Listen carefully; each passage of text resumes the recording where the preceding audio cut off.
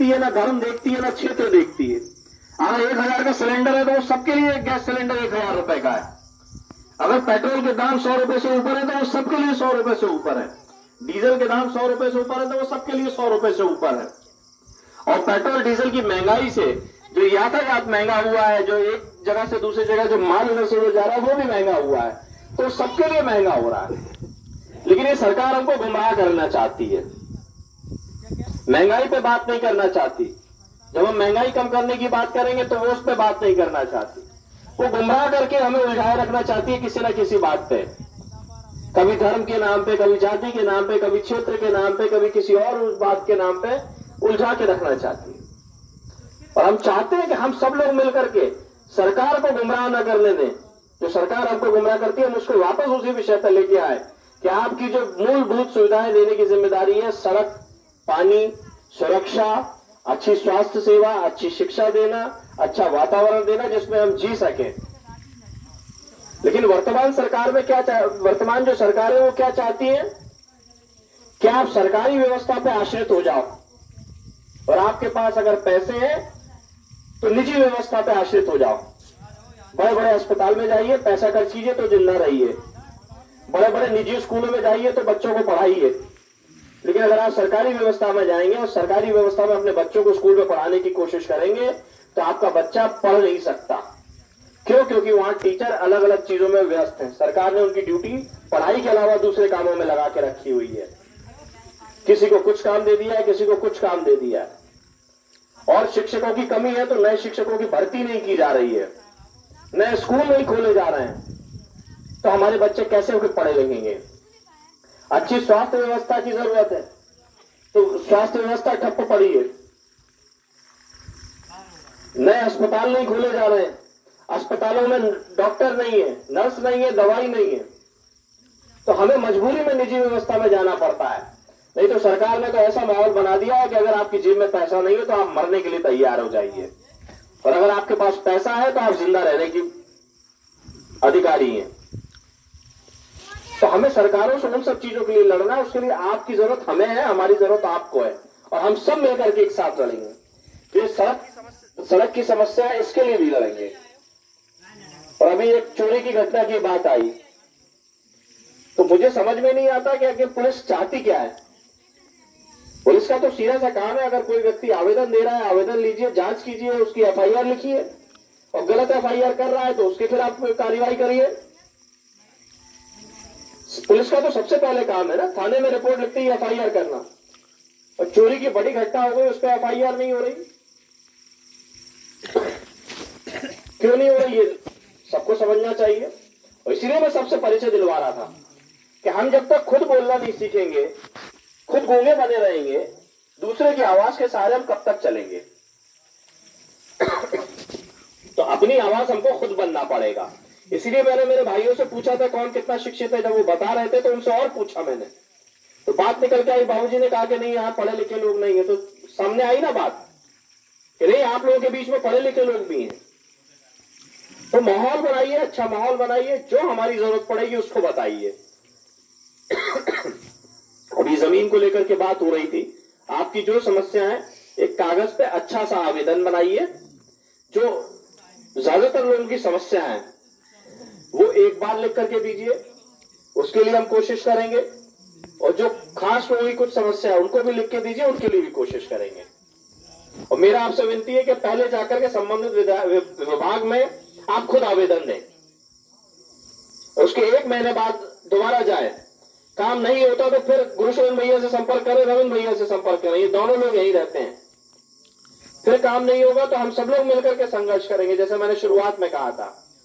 और ये मैं आपको विश्वास दिलाता हूं कि आपके साथ ईमानदारी से हम संघर्ष में रहेंगे, प्रयास पूरे रहेंगे हमारे। कामयाबी कितनी मिलेगी वो दूसरे नंबर की बात है, लेकिन संघर्ष करने में कहीं कोई कमी नहीं रहेगी। तो आप लोग संघर्ष करने के लिए तैयार हैं? तैयार हैं, तैयार हैं, तैयार हैं। सब लोग संघर्ष करने के लिए तैयार हैं? हाँ। आवाज तुम्हें तो निकले कि हाँ तैयार है। तैयार है। बहुत बढ़िया। देखिए, ऊपर हम लोग मंदिर प्रांगण में बैठे हैं, ऊपर वाला भी उसकी मदद करता है जो खुद के मदद के लिए तैयार हो, जो खुद लड़ने के लिए तैयार हो। भगवान कृष्ण ने भी कर्म की बात कही है, कर्म करने की बात की है, फल की इच्छा करने की बात नहीं की। जब आप कर्म करेंगे तो फल तो मिलेगा ही, सफल होंगे या असफल होंगे। असफल होंगे तब भी कुछ सीखने को मिलेगा, अगली बार आप असफल नहीं होंगे। तो हमें लगातार प्रयास करना है। हम राजनीतिक पार्टी होने के माध्यम से एक काम करेंगे, उसमें कितना सफलता दिला सकते हैं हम वो पूरे प्रयास करेंगे। और यकीन मानिएगा हम असफल नहीं होंगे अगर ईमानदारी से हम और आप सब साथ में काम करेंगे। ये सड़क और ये सब बहुत छोटी छोटी चीजें हैं, ये तो सरकारों का काम है। बड़े बड़े मंच लगाना सरकारों का काम नहीं है जो भारतीय जनता पार्टी की सरकार कर रही है। ये हमारे आपका पैसा है और ये हमको गुमराह कर करके हमारे पैसे लिए जा रहे हैं। छोटी सी योजना करेंगे, बड़ा पंडाल लगाएंगे, उसमें लाखों करोड़ों रुपए खर्च कर देंगे। अभी शिवराज सिंह चौहान जी सागर गए थे, एक दिन का खर्चा उनका 1.5 करोड़ 2 करोड़ रुपए आया। कितना खर्च होगा इस सड़क पे? क्या 1.5 करोड़ 2 करोड़ का खर्चा होगा? मुख्यमंत्री फिजूल घूमना फिरना बंद कर दें, अपने ऊपर फिजूल खर्ची बंद कर दें। ऐसे बहुत सारी चीजों से हम पार हो जाएंगे। उनके मंत्रियों खर्चा कम कर दीजिए, बहुत सारी चीजों से पार हो जाएंगे। और आपकी विधानसभा और आपके लोकसभा क्षेत्र में, जिले में, तो यहाँ तो विधायक परेशान है अपनी सरकार से, सांसद परेशान है अपनी सरकार से, कहते हैं हमारी अधिकारी बात नहीं सुन रहे हैं। तो इन लोगों पे हम क्या विश्वास करेंगे? आपके क्षेत्रीय विधायक कहते हैं हमारी सरकार नहीं है। तो ये बहानेबाजी, टालो टोली, इससे काम चलने वाला नहीं है। आपकी जो समस्या है उन सब समस्याओं के लिए काम करेंगे। अभी जो थाना चोरी की बात आ रही है, तो मेरा निवेदन है आप थाने में आवेदन दें, उसकी पावती लें। पावती नहीं देते तो फिर मुझे बताइएगा, गुरुशरण भैया को बताइएगा, हमारे रविंद्र भैया को बताइएगा। कल ही FIR होगी इसकी, और फिर क्यों नहीं होती हम उसके लिए संघर्ष करेंगे। थाने की दूरी यहां से कितनी होगी? तो अभी तो रात हो गई है, 12-17 किलोमीटर थोड़ा सा दूर है। सुबह सुबह आप पहला काम कीजिए। कोई समस्या तो नहीं उसमें? कितने लोग जाएंगे? नहीं, बात ही हो रही है, FIR नहीं हुई है। तो जांच में क्या दिक्कत हो रही है? जांच कर नहीं रहे, ढीले पड़ गए सब। अच्छा, तो उस पर अभी बात करते हैं फोन पे। और किसी की कोई समस्या जो अभी तक बात आई है, इसके अलावा अतिरिक्त तो कोई समस्या हो किसी को? माता बहनें चली गई,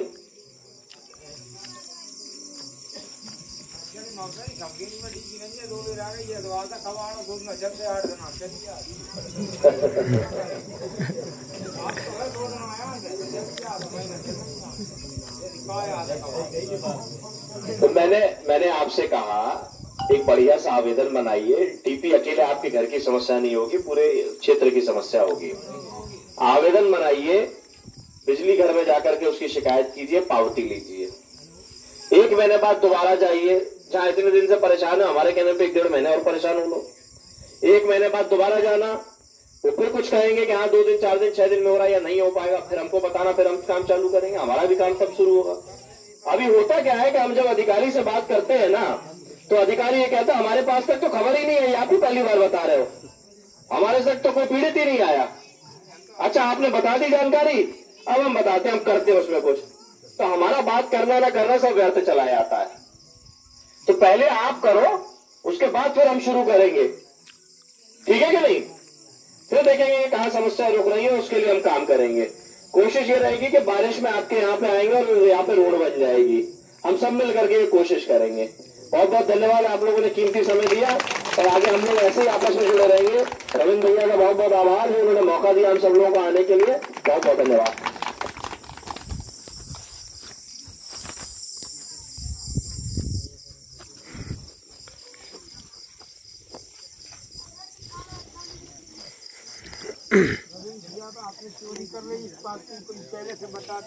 अरे नहीं वो, अरे नहीं, कोई बात नहीं, घर में है, हम तो मांग लेंगे। तो हमारी जो समस्या है, जिस विभाग से संबंधित है, सबसे पहले उसको लिख करके उस विभाग में शिकायत करें कि मेरी ये समस्या है, उसकी पावती लें। पावती लेने के बाद 1 महीने बाद दोबारा जाएं, दोबारा जाके बात करें कि 1 महीना हो गया, हमारी समस्या का क्या हल है। ठीक, जब उस 1 महीने बाद उस समस्या का हल नहीं होगा तो रविंद्र भाई साहब रहते हैं अशोकनगर में, हमारे गुरुशरण भाई साहब रहते हैं, प्रदेश सचिव हैं, इनसे संपर्क करें, ये सब लोग आपकी सहयोग करेंगे। नई बात समझे कि हम भी आएंगे आपके साथ में संघर्ष करने के लिए, तो उसको आंदोलन का रूप देना पड़ेगा, संघर्ष का रूप देना पड़ेगा, धरने पे बैठना पड़ेगा, प्रदर्शन पे बैठना पड़ेगा, हम यहाँ बैठेंगे। और फिर उसकी आवाज अगर भोपाल में उठानी पड़ेगी तो हम भोपाल में भी उठाएंगे। तो हमारे पास जितनी ताकत है पूरी दमदारी के साथ, जोरदारी के साथ हम आपके साथ खड़े रहेंगे। लेकिन शुरुआत सबसे पहले आपको खुद को करनी पड़ेगी। जैसे कल जब हम चंदेरी विधानसभा में थे, चंदेरी में थे, वहां के जो वार्ड है, वह वार्डों में अलग अलग समस्या थी। बिजली की समस्या बताई हमने बिजली विभाग से। कल रात में, जैसे अभी रात में यहाँ कार्यक्रम कर रहे हैं, कल रात में वहां कार्यक्रम था, बिजली की समस्या आई तो बिजली समस्या के लिए हमने सुबह अधिकारियों से बात किया। आज वो कैंप लगाने को तैयार हो गए, पर कुछ तकनीकी दिक्कत आ गई तो आज कैंप नहीं लग पाया। कल से कैंप लगेगा, 2 घंटे के लिए वो कैंप लगाएंगे। हर आदमी की अपनी बात सुनेंगे। हमारा उनसे कहना यह है कि आप घर में घुसिए, देखिए कितने कूलर चल रहे हैं, कितने पंखे, जैसे छापा मारा जाता है बिजली चोरी वाले के यहाँ, कि ऐसा तो नहीं वो बिजली की चोरी करके बिजली चला रहा हो और मीटर कम बता रहा हो। उसी तरीके से जो सही लोग हैं उनके यहाँ भी आप छापा ही मारो और ये समझो कि अगर बिल ज्यादा आ रहा है तो उसको कम करने का काम होना चाहिए। वो हमारे कमजोर मजदूर लोग हैं, बुनकर साथी थे, वो बुनाई कढ़ाई से अपना जीवन यापन कर रहे हैं, मजदूरी से अपना जीवन यापन कर रहे हैं। हमारे बीच में भी कई कमजोर लोग होंगे, भारी बिजली के बिल आते होंगे, तो काम होंगे, लेकिन शुरुआत आपको करनी पड़ेगी। जैसे अभी हम लोगों ने चर्चा में ये बात करी कि आप अपनी समस्या बताइए। जब समस्या आएगी हमारे सामने तो हम उसके मिलजुल करके रास्ते निकालेंगे। जो संविधान ने हमको ताकत दी उस ताकत का पूरा इस्तेमाल करेंगे। जो लोकतंत्र के माध्यम से, संविधान के माध्यम से हमने वोट का अधिकार पाया है और वोट दिया है, जिनको चुना है, उनसे बात कर रखेंगे। और अगली बार के लिए बात रखेंगे कि अगर इस बार काम नहीं हो पाया तो अगली बार आपको वोट नहीं देंगे। फिर हमें विचार करना पड़ेगा नए वोट की तरफ। ये आपको कहना है, क्योंकि आप वोट देते हैं, विश्वास पे देते हैं। जैसे आज अगर हम आपको विश्वास दिला के जा रहे हैं किसी बात को और चुनाव में आएंगे, आपसे वोट मांगेंगे, तो आप उस विश्वास पे हमको वोट देंगे कि ये वादे किए जा रहे हैं, ये बातें की जा रही है, ये पूरी होंगी जब ये चुनाव जीतेंगे। और अगर हम ये बहाना करें कि अभी हमारी सरकार नहीं है, तो वोट मांगते समय तो ये नहीं कहा था कि जिता दो, हमारी सरकार बना दो, हम सारे काम करा दें। तब तो केवल आप अपने जीतने की बात कर रहे थे। और जनप्रतिनिधि के